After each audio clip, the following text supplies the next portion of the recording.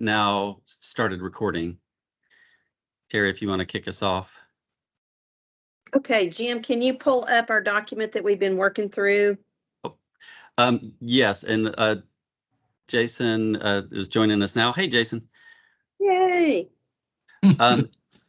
Welcome, Jason. And for those of you who haven't looked at the chat, Nathan is at a conference and there's background noise, so he's going to stay muted. I guess, although Nathan, feel free to come off mute if you have stuff that you need to add. So Terry, hold on just a second. Let me share my screen. Okay, can everyone see that okay? Mm-hmm. Okay, so this is the document we've been, the committee's been working off of, and the committee got to this chair part and had started discussing the chair part, and that's where we left off. And so I highlighted it in yellow just as a reminder that this is where the committee stopped. We had that long email from Lucian. Yes, we did, and I hope that Lucian would join us. But let me also pull that, because I don't think everybody on the committee was copied on that email. I know, let's see. Jason was, because he's with the board development committee and they're reviewing bylaws, and then Terry was and Amy was. So he answered two questions. One was about the bylaws. And I'm going to skip that because it's specific to the bylaws, and there's a dissolution clause that that the board development committee was questioning whether or not they needed it, and Lucian confirmed that he doesn't think that it's appropriate for the bylaws. But then I also asked him if he could put something in writing about the Finance and Administration's Office of General Counsel's interpretation of why the staff are F&A employees and not employees of the commission. And so he explained that.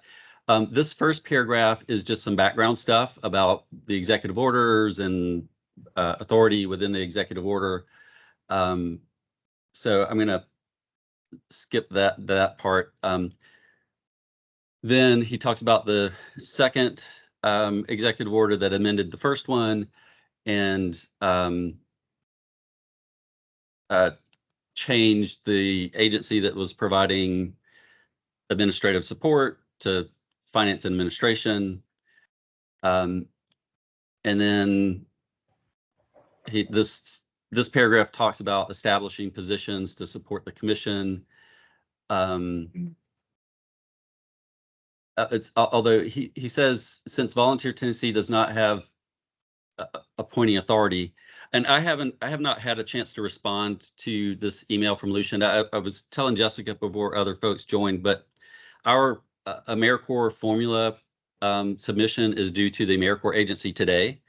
And we've got 17 different subrecipients that have budget revisions and all kinds of stuff that we need to get ready. And Latifah and I have been working back and forth with those programs all week. And so that's where my attention has been, and will be as soon as we're done with this meeting, because we haven't submitted it yet and it's due today. So so anyway, I haven't had a chance to respond, but he says Volunteer Tennessee does not have the appointing authority as a statutorily created state entity. Well, in my discussions with, so I actually had a call with the Deputy Commissioner and General Counsel for the Department of Human Resources, Leslie Farmer, to talk about just the executive order and how to structure it in a way that would make it clear who the staff are and kind of get rid of any confusion. And she confirmed that Volunteer Tennessee actually already does have appointing authority under state statute. And that state statute is pretty broad, and so the commission already has that appointing authority. So, and the statute that defines appointing authority doesn't say anything about it being a statutorily created state entity.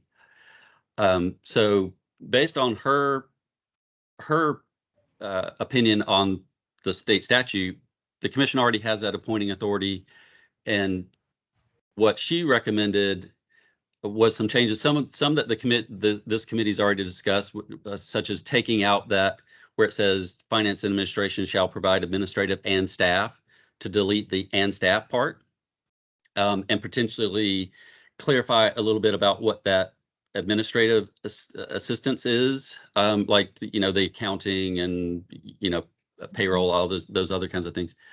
And she gave me some references to a couple other state agencies that are also administratively attached to other departments, but it's very clear that they are distinct entities that have control over their staff and their business.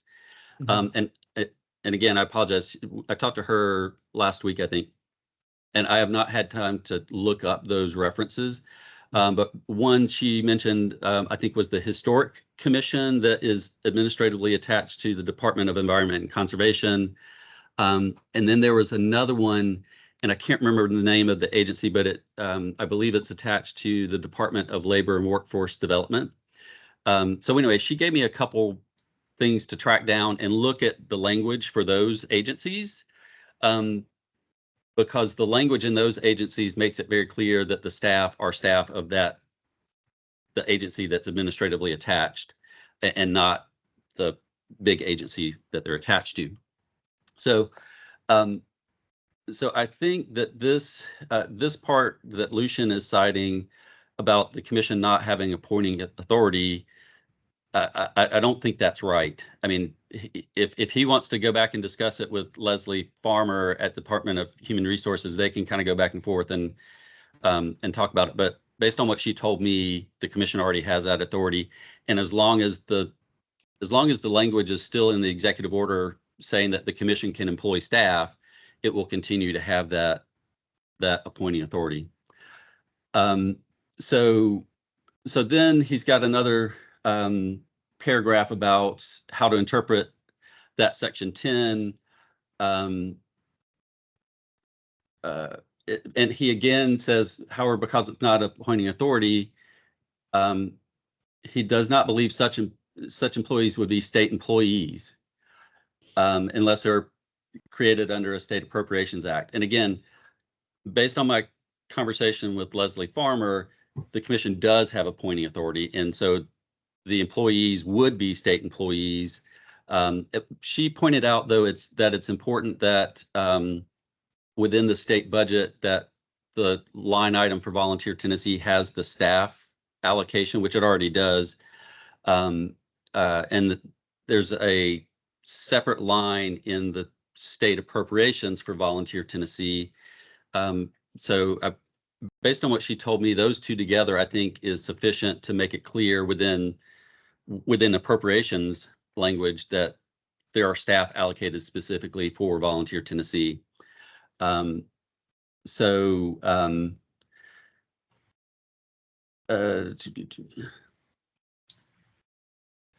Jim, just before we keep going, so the comments that they made that conflict with what Lucian is saying, can we provide a version with the notes from that with it highlighted? But is that how you were going to respond to Lucian? Well, my response to Lucian was essentially going to be to thank him for putting this all in writing, and for the guidance for the board development committee for the bylaws, because that part I think is pretty clear cut. But then I was going to say, essentially, based on my conversation with Leslie Farmer, she confirmed that the commission already has appointing authority under Tennessee Code Annotated 8-30-103, Section 1, because that's the state statute that defines what an appointing authority is. So I was going to say that, based on my conversations with her, the commission already has appointing authority, and she gave me some recommendations for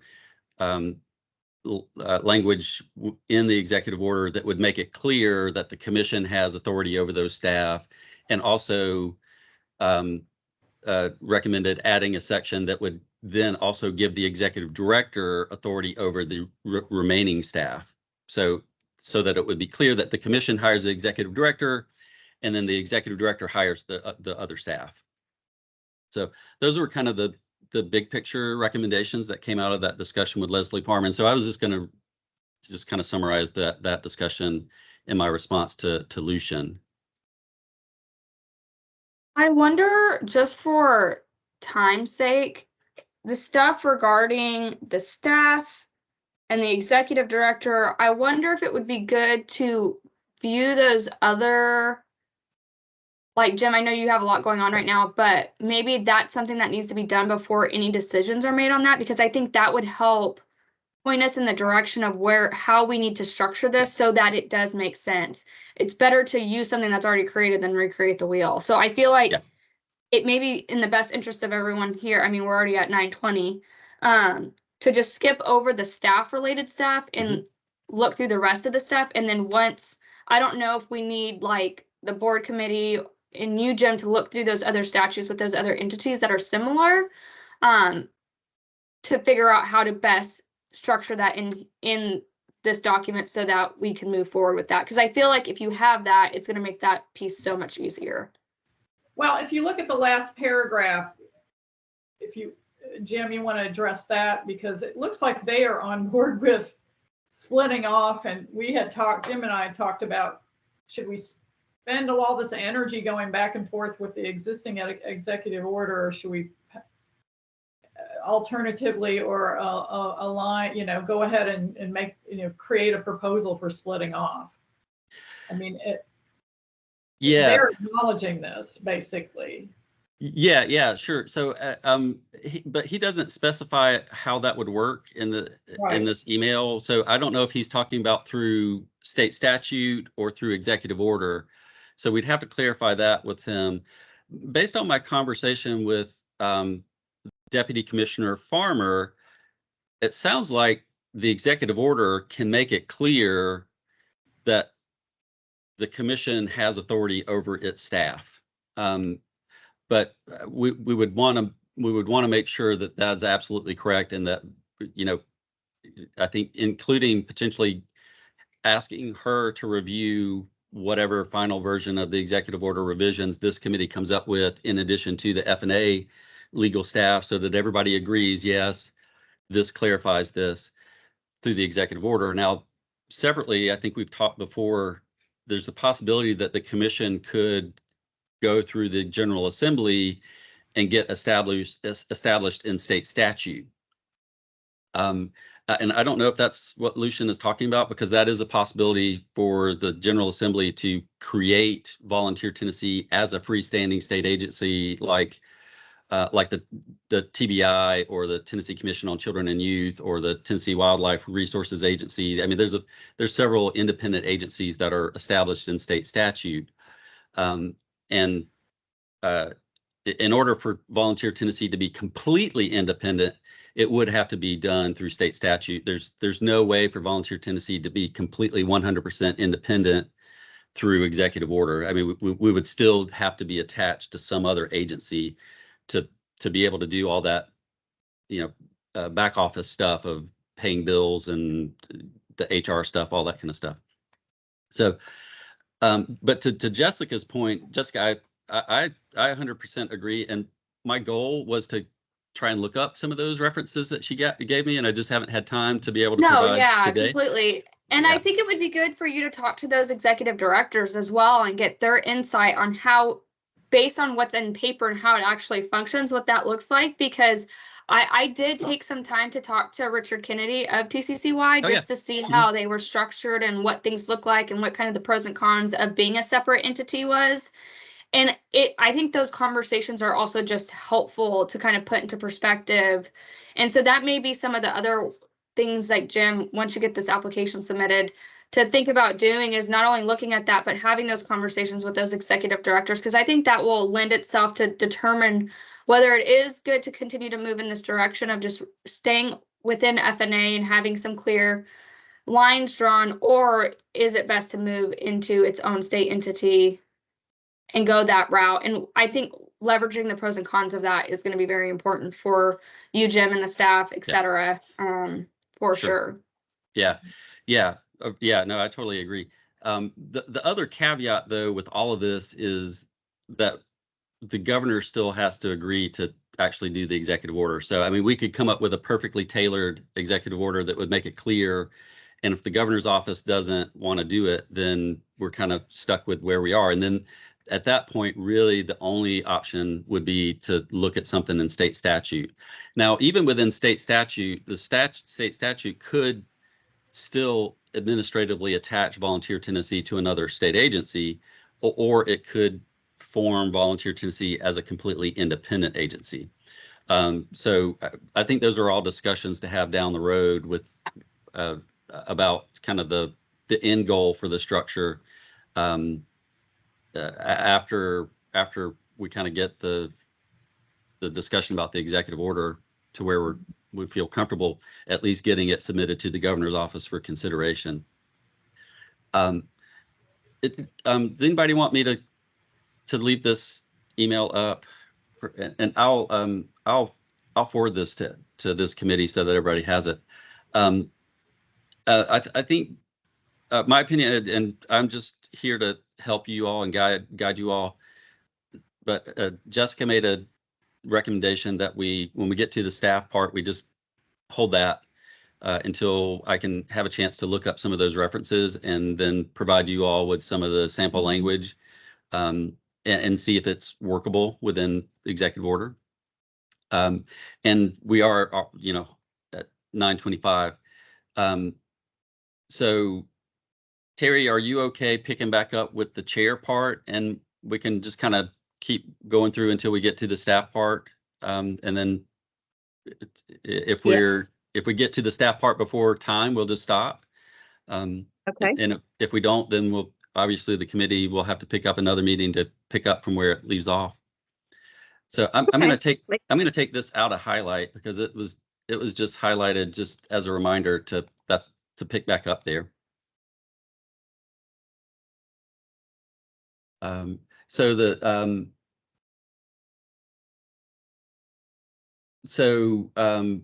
believe in other places, the committee decided that it wanted to replace references to the commission with Volunteer Tennessee. And there's a note here that this says the commission. So do you all want to change that to say wishes of Volunteer Tennessee? Well, I guess my question is that there's this Volunteer Tennessee is the name of your department, right? Mm-hmm. It's the name of the official name of the commission. Commission. Okay. And what is your department's name? Well, the department where we're administratively attached is the Department of Finance and Administration. No, I'm talking about, well, so you're, my question is, you've referred to Volunteer Tennessee in terms of the staff. Mm-hmm. Like that is your entity, and then there's the commission. So is everything under Volunteer Tennessee?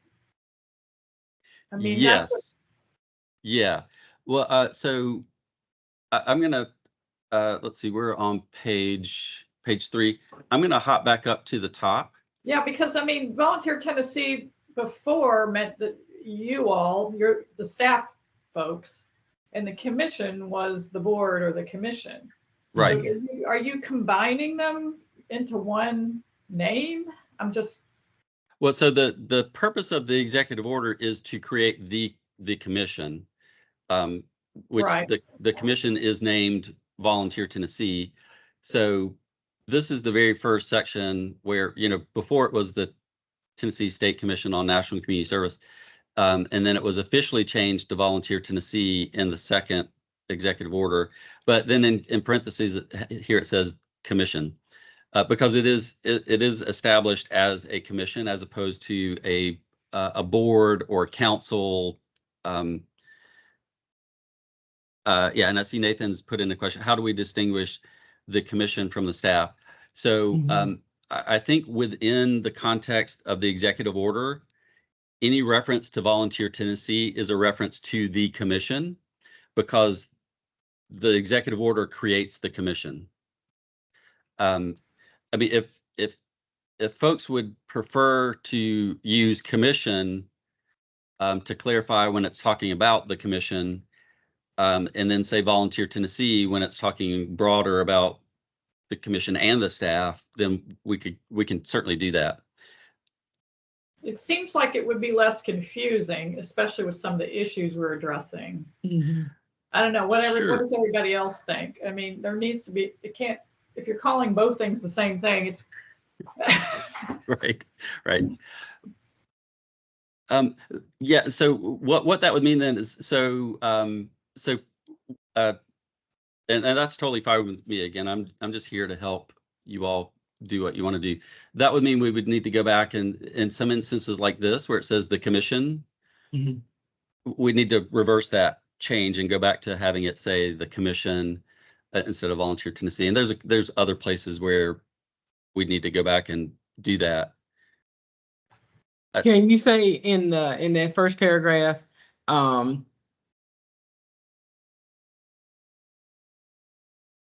going to say it right, but a component of Volunteer Tennessee is the commission, or an entity within Volunteer Tennessee will be referred to as the commission. And then that shows that it's some ownership or it is some placement under the greater organization, which is Volunteer Tennessee, and the department is already established with the state, and it's a department. And then the commission is not necessarily a department, it is a piece of Volunteer Tennessee. And then from that point forward, then you can just refer to it as the commission. So this is Jason. In the first section, it says Volunteer Tennessee parentheses commission, indicating it's the same thing. I think we could, I mean, if we want to, we could do Volunteer Tennessee because it's commission. You could say here, henceforth referred to as the commission, and just put commission throughout where it says Volunteer Tennessee if we want to do that, or we could just call it Volunteer Tennessee throughout because it's the same thing. State service commissions, it could be Volunteer Maryland or Volunteer Tennessee or Serve Indiana or whatever. That's just the name of the service commission. So Volunteer Tennessee and the commission are not like subs, or they are exactly the same thing. Yeah. But I mean, I'm talking about the staff issues. Sure. I mean, there's confusion when you say Volunteer Tennessee and it's the staff versus commission. I would just give an observation that it's actually the staff are a component of the commission. So everything is in the context of the commission, and staff are just under the commission. So, and again, the point of the executive order is to establish the commission. And under that, it gives the commission authority to hire staff, but the point is to create the commission itself, not necessarily to create staff, but obviously you need staff to support the commission. So it does give the commission authority to do that. But everything in here is in the context of the commission or Volunteer Tennessee. And I think, to me, I don't really have an opinion on whether it should be the commission or Volunteer Tennessee. I think we could use either, but I think we should use whichever version you all think is going to be the clearest with an outside reader of this executive order. So again, using this example, we can go back and say the commission shall consist of 19 to 25 members appointed by the governor, or we could leave it as Volunteer Tennessee shall consist. But we would, if you want to go back to the commission, we just need to kind of quickly go through and find all, because there's another one right below that does the same thing. So there's a couple references that we would just need to go back and fix.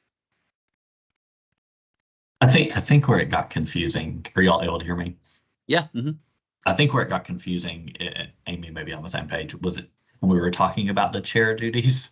Right. It's like oversight of Volunteer Tennessee. Are you talking about the commissioners or the staff, because the chair should not be overseeing the staff, right? Right. That's the executive director's job. Yeah. So I think that's more, I'm not worried about which word we use. I think I'm on the same page as Amy. Yeah. So should we then go back and change these references to put them back to be reference the commission? Is that what you all want to do? I feel like that makes the most sense. And then when we're talking about staff, we say staff. Sure. Okay. Yeah, that makes more sense to me after the conversation. Okay. So let me,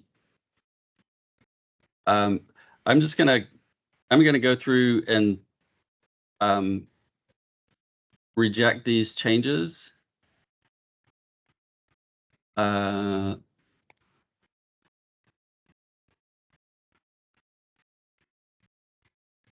Let's see.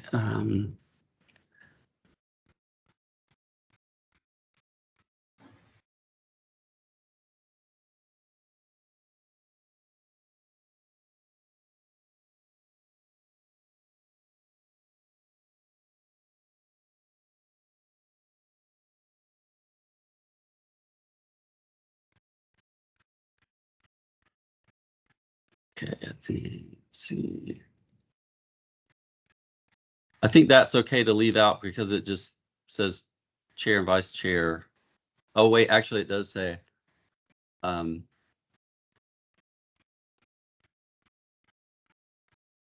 Yeah, so this one, this section, we might want to talk about the wording of this because it's because it had commission in 2 different places, and the committee struck those and inserted a Volunteer Tennessee. So what we might want to do is, so my recommendation would be to leave this part deleted and say the chair and vice chair shall be elected by voting commission members. Are you gonna leave chairman as with a man on it? Well, that part is struck. So Okay. yeah, I don't know if it comes through, but it's red text with a Oh, line okay, through it. it's hard to see. Okay. Yeah, sorry, I can try and make it a little bit bigger. So yeah, that part is struck. So to say shall be elected from voting commission members, blah, blah, blah. And then this part I think would make sense to go back to commission.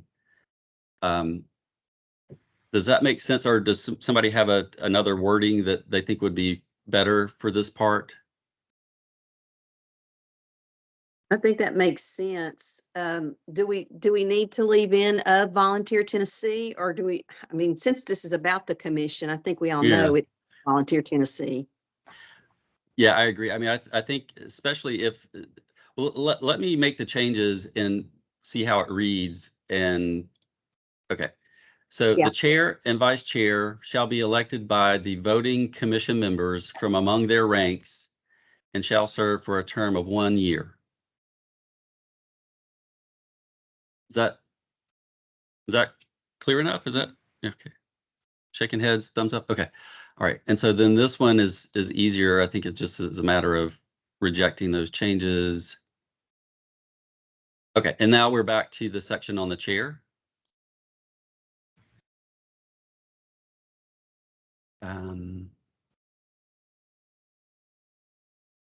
Okay.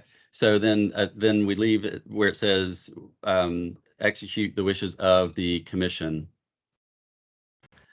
And I'm going to delete this note because this note was just making it consistent with all the other parts. Okay.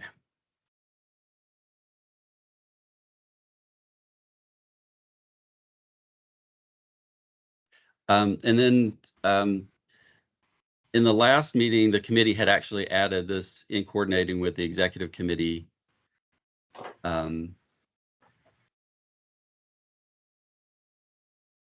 And put this about supervising the executive director and completing the annual performance evaluation. Although sorry, that reminds me, one of the interesting things that Deputy Commissioner Farmer said is that other executive directors of other agencies don't have performance plans. So what happens is at the end of each state fiscal year or whatever the timing is, the board or the commission or whatever it is has a discussion and they vote on whether or not to increase the executive directors, to give the executive director a raise kind of based on performance, which is the point of a performance plan in the first place. So so that brings up the interesting question is, if we're heading towards this kind of separating out and the executive director then to be consistent with other agencies based on what Deputy Commissioner Farmer told me, wouldn't actually have a performance plan. Yeah, I think this is one of those things that we wait till you review those other things, Jim, because like I will tell you, for the council that sits under our department, the executive director has a performance plan. When I talked to Richard Kennedy, he has never had anything in Edison. Like there's nothing about him in Edison, but they still have one. He made sure they implemented one just so that he knew where he was and where he was standing, Sure. So I think it just really does depend on the entity and the pieces that go into that. So this may be one of those things we come back to. Okay, so I've highlighted it and then I'm gonna add a comment.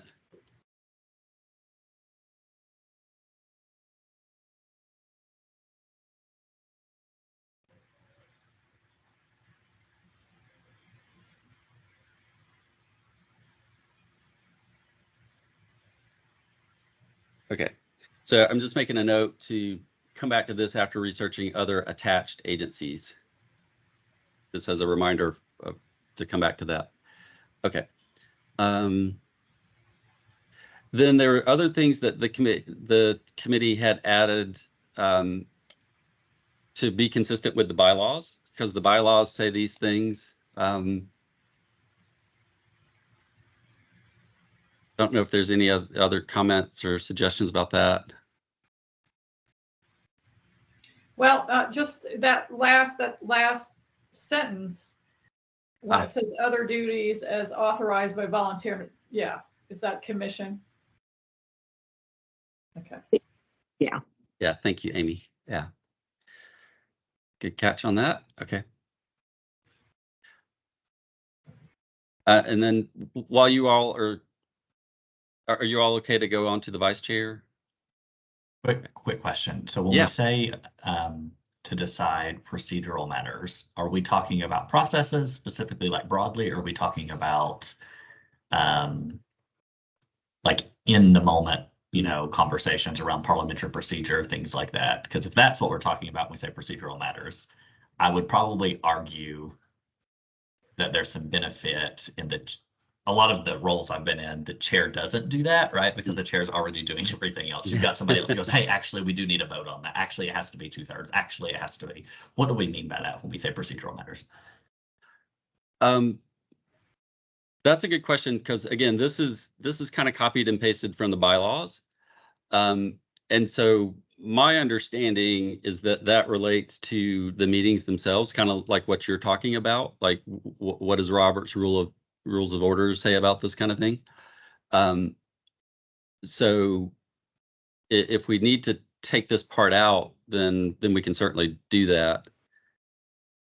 I guess my question is, and I don't necessarily have an opinion in either direction, since we're already going through this process and based on a few meetings I've been in, is there value in considering some sort of a parliamentarian position or somebody who ensures that we're following the bylaws? Because I mean, if you're trying to lead a meeting, that's just probably not a best practice. Right? I'm trying to lead the meeting and also make sure we're meeting all the. Is there value in that, or is that just more work? I mean, just throwing it out there since we're already in it. Sure. Well, and before people give input to the value of that, I would say because this is the executive order, it might not make sense to get down to this far into the weeds in the executive order and maybe leave that for the bylaws to clarify that kind of thing, maybe. I agree. That makes sense. Yeah, but I do Nathan, I think having a parliamentarian or even if it's not an official position, someone who knows what the heck's going on with Robert's Rules of Order would certainly be helpful. So is everybody okay if I delete this part then? Because that could be something, you know, if the commission in its bylaws decides that it wants the chair to do that, that would be something that would be in the bylaws and it would be authorized by the commission. So I think that this last clause kind of captures that. Mm-hmm. Okay. Thank you, Nathan, for pointing that out. Okay. So I'm going to switch this back.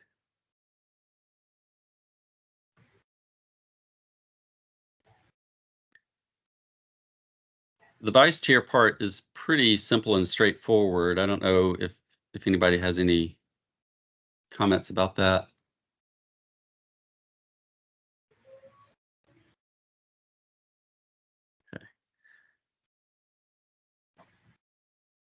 The vice chair piece seems, like you said, pretty straightforward. Okay. I don't have any distinct comments. Okay. Thanks, Jason.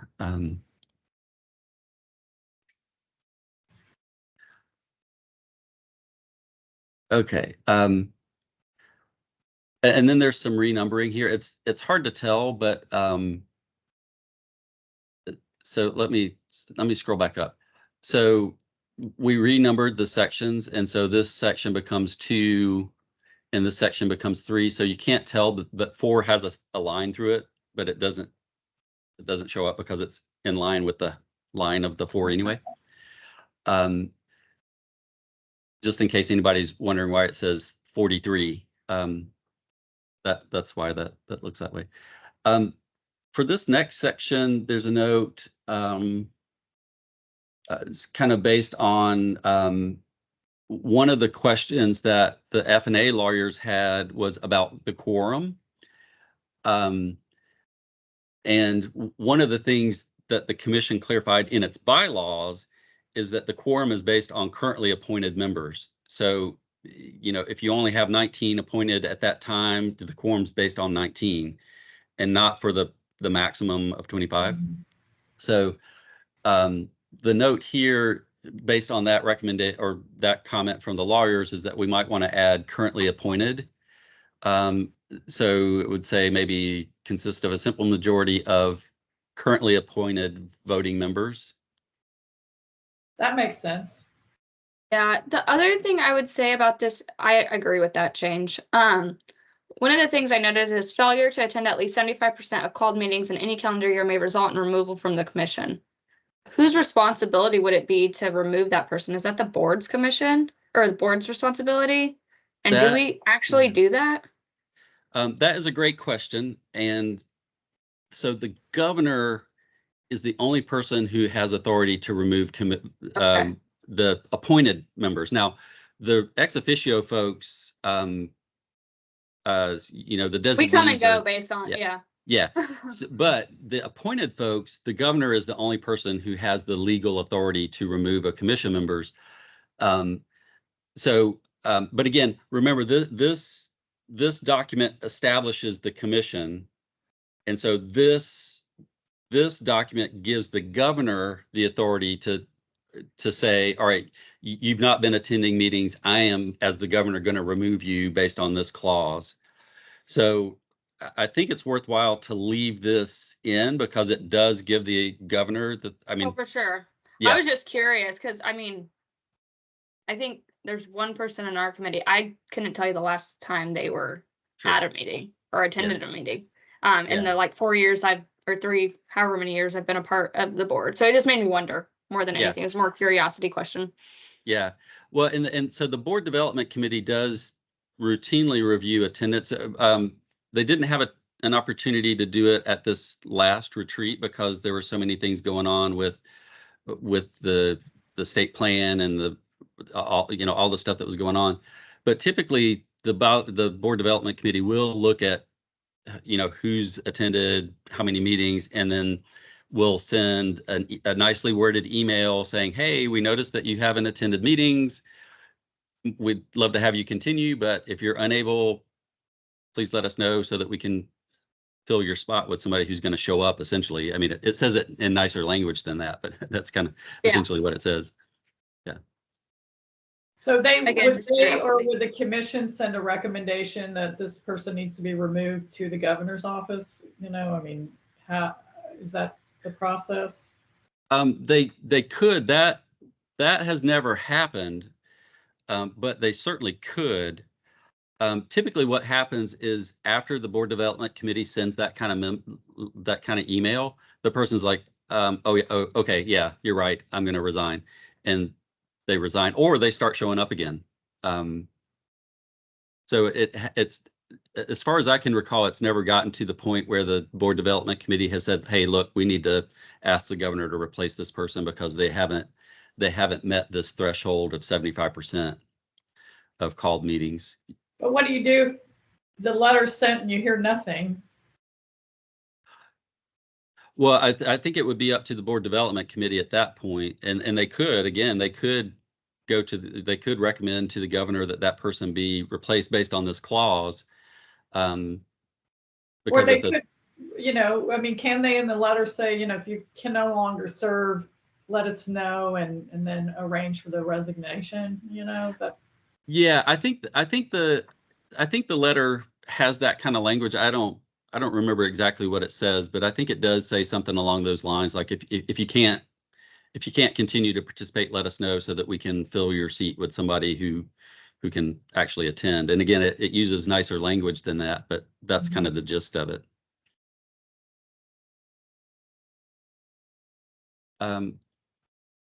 Okay, but if the committee wants to revise this language, if they think 75% is not the right threshold, would be the time to revise it. I mean, the commission has 4 meetings a year, so 75% would be attending 3 meetings. So people can miss 1 meeting and not fall below this. Well, we definitely have some people that are below that. Yes, we do. Yes, we do. Okay. Anything else about that section? Okay, so let me I'm going to capitalize commission here because it's capitalized in all the other places. So I will make those changes. This section essentially says that members of the commission don't get a per diem or salary for duties, but they can get travel reimbursement. And then legislative members do get paid based on what they would receive as their daily rate for participating in the General Assembly, is essentially what this last sentence says.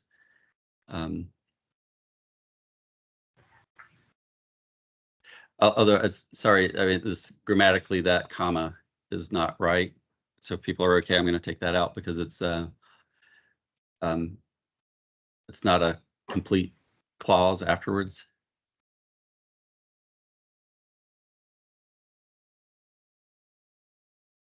Any other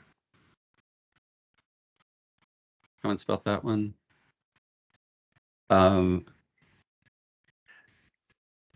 So this one, I think, oops, sorry about that. This one had the full name. So I think just to be consistent, it should say the commission and designated staff. Would the designated staff be Volunteer Tennessee staff? Or we can't? How about if we do this? Designated commission staff. Because the commission is the thing that's being created here, and anything else falls under the commission. So we could change it to say Volunteer Tennessee staff, but I think it's okay if it says designated commission staff, because that's who the staff would be reporting to, would be the commission. But we don't, they're really reporting to you. Oh, yeah, right. Well, they fall under the commission, under the responsibility of the commission. But yes, the executive director we'll have to look at what the other things say, but I think the executive director would continue to report to the chair. All the other staff would report to the executive director. That may need to be fleshed out a little bit based on what you find out. Yeah, and that's a bit further down below in the staff section. But these things serve as a statewide advocate for community service, facilitate communication collaboration,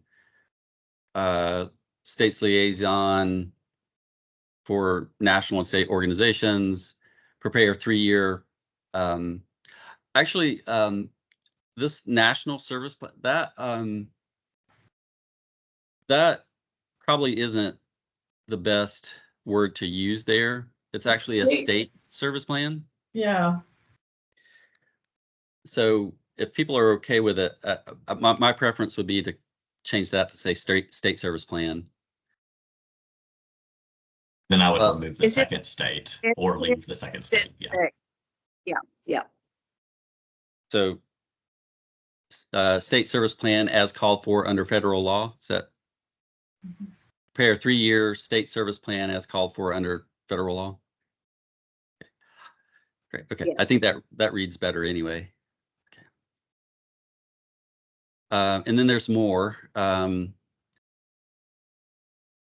that designated responsibility. So let me change this back. Submit annual financial assistance applications, which is the thing that's due today. We got to get that done. Let's see. Make technical assistance available. So all of these things are essentially copied and pasted from the federal statute, which is why they're in here. I mean, we can talk about whether or not you want to include any of these, but this is where this language comes from. If anybody is wondering why we're assisting providing healthcare and childcare, the commission doesn't actually do that directly, but we assist programs to make sure that they have access to those things.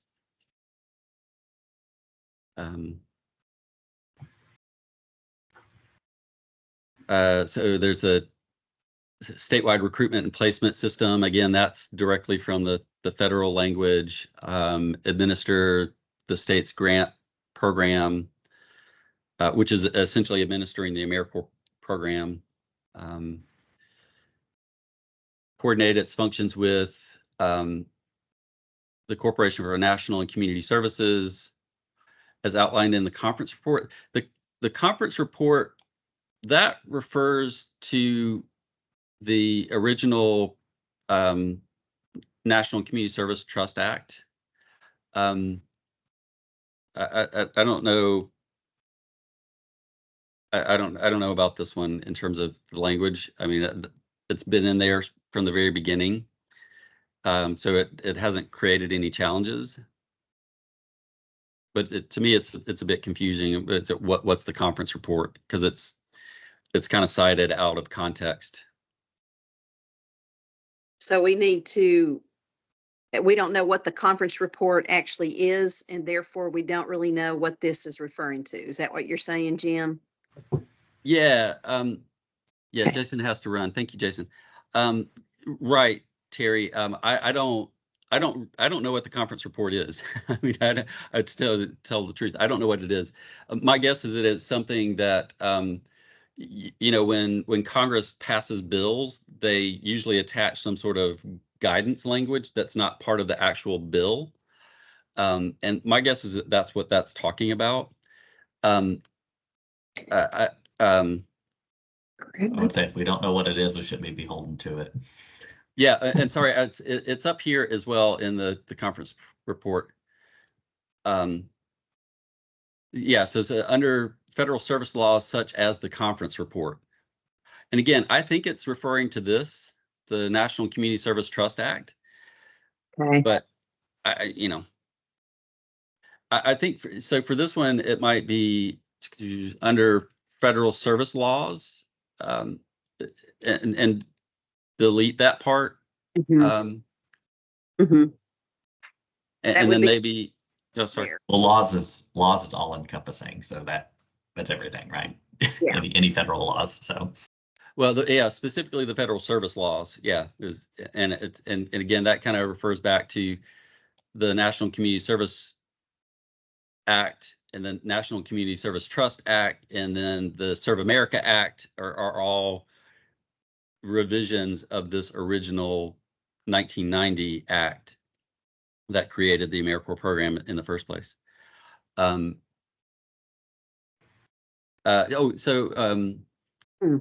Using assistance provided under section 121 of the conference report. That's also in G too. Exactly, yeah. Do we just need to take out any reference to the conference report? I tell you what might make sense is I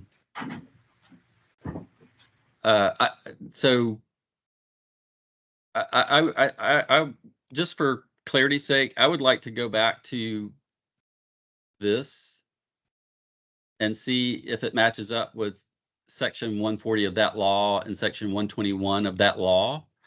Okay. And then we can come back to it maybe. And so I'm going to highlight these things, and I'm going to take that out and highlight that as well. Yeah. Yeah, I agree with that, because earlier in the document, we also kept stuff because that's how it was worded in the federal statute, and we wanted to make sure things were aligned. So I think that makes the most sense, Jim. Yeah, so if you all will let me take a look at these things just to see what they say, and if they actually do, if they correspond to the things that are stated here. And if not, we can, at that point, the committee can decide what it wants to do. And I apologize, we're actually a minute over time. Yes. Do you all want to stop here? Terry, is that Yes. okay with you? Okay. Yes, please. Okay.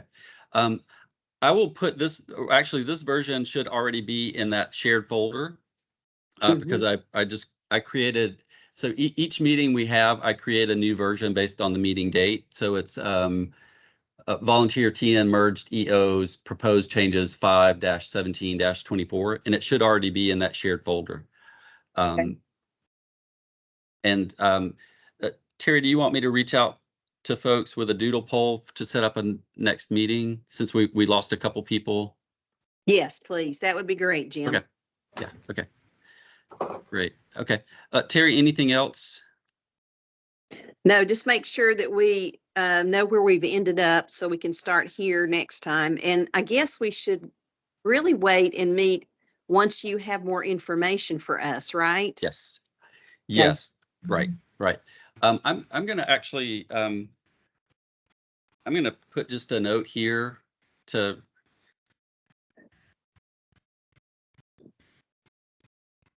Okay.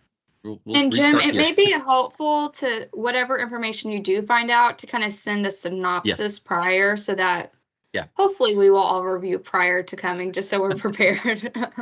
Yeah, absolutely. I know some people get really busy and don't have a chance until they actually get on the meeting, but having the option would be good.